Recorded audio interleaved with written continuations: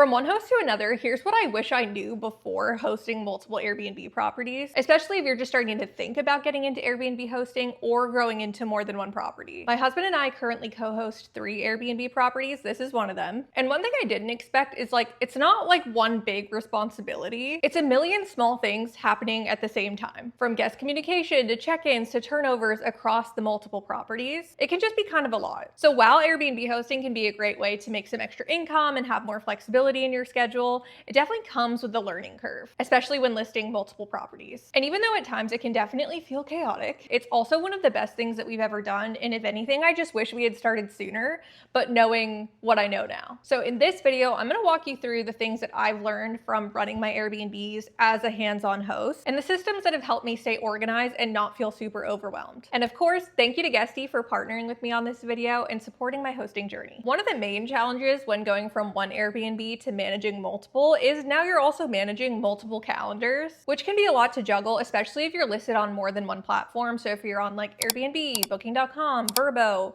multiple sites, just having to keep mental tabs on when guests are checking in and out of more than one property can be a lot. We did this all manually for 2 years before we started to try to find a solution, as in we would just manually look at the calendars across each platform and juggle it all. Managing multiple calendars is probably one of the biggest adjustments when going from one Airbnb to multiple, because you're no longer thinking of just one set of dates. You're thinking about multiple check-ins, multiple checkouts, turnovers happening across different properties, maintenance. It just becomes a lot more of a mental load than you would expect. I've had so many days, even today, we have guests checking in and out of more than one property. And as the host, I need to make sure that everything lines up timing-wise, that nothing gets missed, everything is clean and ready. It's not hard, it's just a lot to keep track of all at once is what I'm trying to say. We started using Guesty and now all of our calendars are synced in one place across Airbnb, Vrbo, and our direct bookings. It's so nice to be able to just look at one place to know what's going on with all of your calendars. And I know that I can easily block off any dates that I want to on Guesty and it will automatically update the other calendars. So I don't have to do it manually in each place. So if I block dates off in Guesty,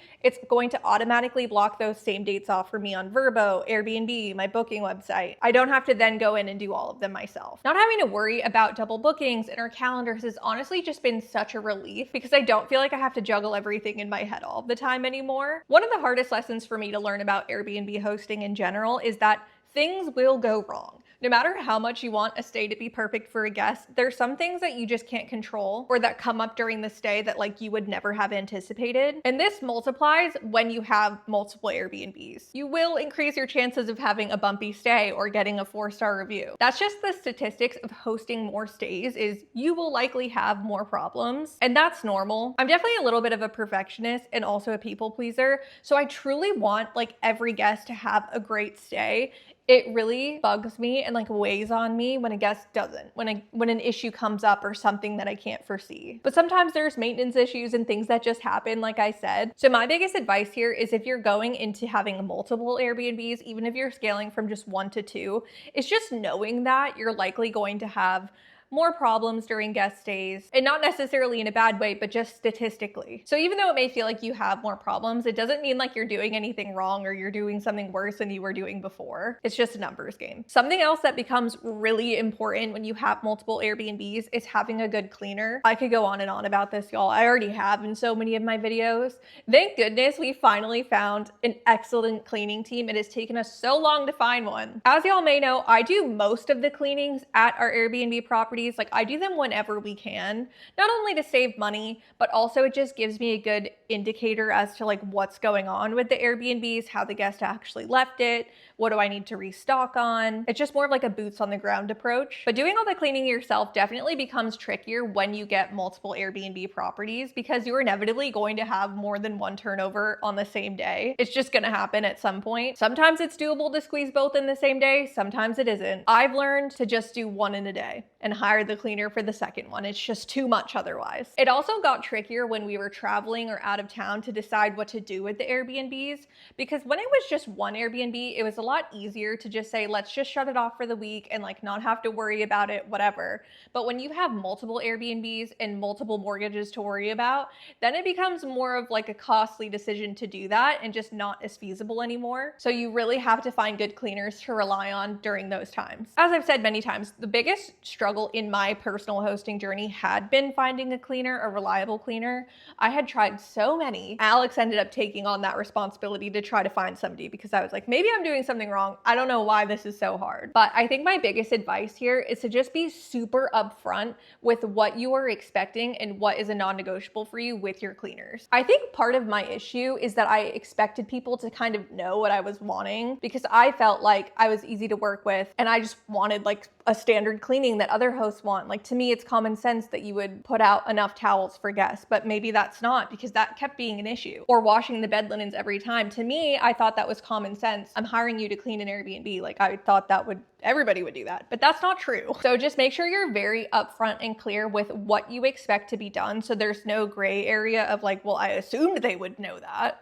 Do you know what I mean? This is another way that Guesty has been so helpful to stay organized during our turnovers in a way that I wasn't expecting. Being able to easily see all of our check-ins and check-outs in one place makes it so much easier to communicate with the cleaners exactly what we're needing and when. Keeping up with property maintenance is another thing that I didn't really factor into how much work it actually takes to manage multiple properties. Because now you're not just maintaining one space, you're maintaining multiple spaces and people are rating you on them. So it's like a different level of maintenance and cleanliness than you might have at like your own house. And when I say maintenance, I'm not necessarily just talking about like big ticket items like fixing the dryer or whatever like that. I don't even know. It's also small things like restocking supplies, replacing batteries, fixing all the little things that break. Like, we're constantly like tightening things, fixing little leaks. I'll notice things at one property when I'm cleaning and I'm like, okay, this place needs more batteries. And then at the other property, I'm like, oh no, this bed frame really needs to be tightened, but I don't have the tools to do it right now. So like, I'm adding it to my mental list, but I can't actually do anything about it in that moment. It just starts to add up really fast with all the other things that you're trying to remember when it comes to running and hosting Airbnbs. In general, the theme here is for one property, I think it is manageable to just try to remember a lot of these things.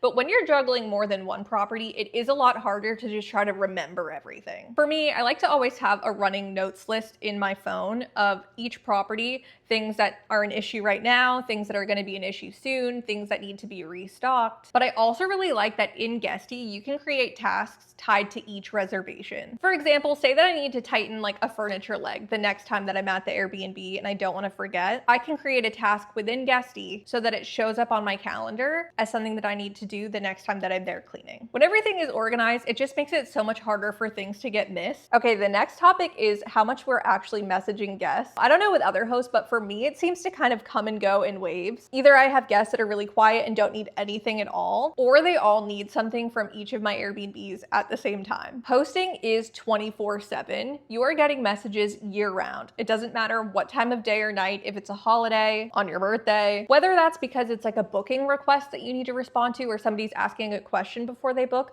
or you actually have guests at your Airbnbs year round like I do. You always kind of need to be on to be able to respond to these messages and be friendly and be helpful. And I know for me, I always feel this pressure to respond like so quickly as soon as I possibly can, just because I want to be a good host. So I do feel like constantly always on and always checking my phone. A lot of the times though, these messages are the same things over and over again, just like in different formats. You know, like we get a lot of the same questions about like, what's the Wi-Fi password? Can I check in early? Like things like that. And Guesty actually has a really cool feature that I just learned about that can help with this. Their reply AI feature can suggest responses to guest messages, especially for these really common questions. So instead of stopping what I'm doing every single time and thinking about how I'm going to reply to a message, I can utilize this reply AI feature and just tweak the wording if I need to. Something else that has been really helpful as we've grown to multiple properties is that Guesty has a unified inbox. And what I mean by that is all of my messages from different platforms are coming into just one inbox. So like all of my messages from Airbnb and Vrbo and my direct bookings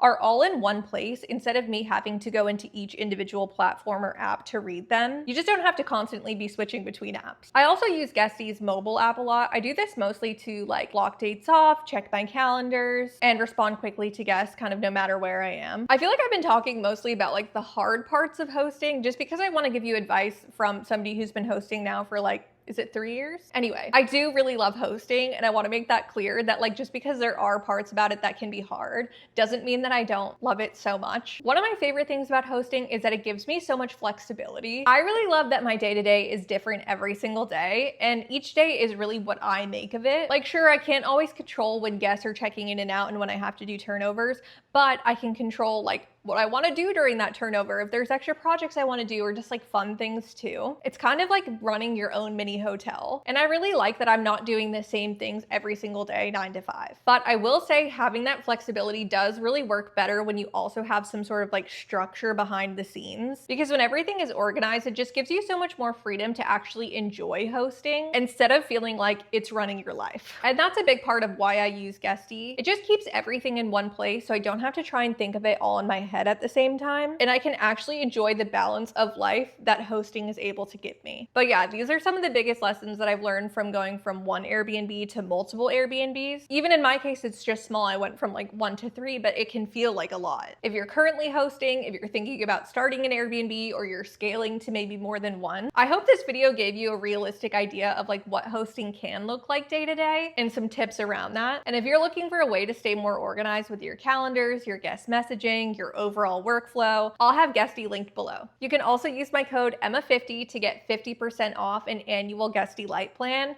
or 20% off Guesty Pro, which is honestly such a good deal if you're trying to simplify things behind the scenes. Thank you guys so much for watching, and I'll see you in the next one.